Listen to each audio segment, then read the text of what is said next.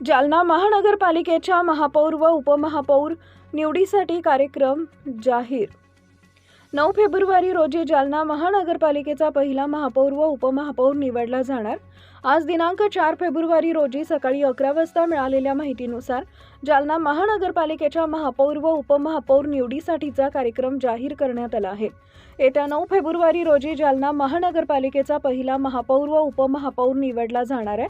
उद्या आणि परवा सकाळी 11 ते दुपारी 3 या वेळेत महापौर व उपमहापौर पदासाठी उमेदवारांना नामनिर्देशन पत्राचं वितरण करण्यात येणार आहे। तर दिनांक 4 ते 6 फेब्रुवारी दरम्यान सकाळी 11 ते दुपारी 3 या वेळेत महापौर व उपमहापौर पदासाठी नामनिर्देशन पत्र दाखल करता येणार आहेत। नामनिर्देशन पत्र दाखल करण्याची अंतिम तारीख 6 फेब्रुवारी असून दुपारी 3 वाजेपर्यंत उमेदवारांना अर्ज सादर करता येतील। 9 फेब्रुवारी रोजी जालना महानगरपालिकेच्या सभागृहात विशेष सभा आयोजित करण्यात येणार आहे। या सभेत पीठासीन अधिकारी नामनिर्देशन अर्जाची छाननी करतील। छाननीनंतर वैध उमेदवारांची नावं सभागृहातच वाचून दाखवली जातील।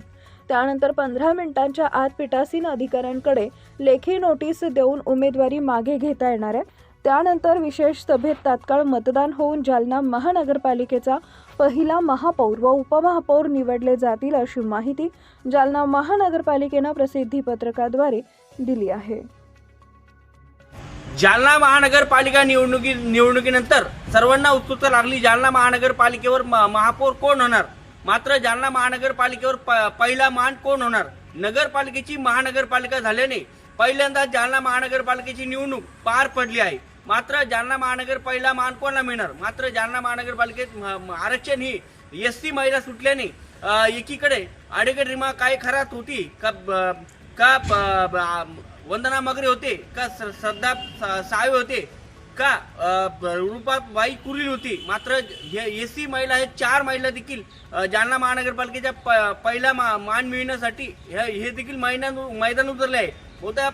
उद्यापासून जालना महानगरपालिकेची महापौर पदासाठी उमेदवारी अर्ज भरण्यात येणार आहे।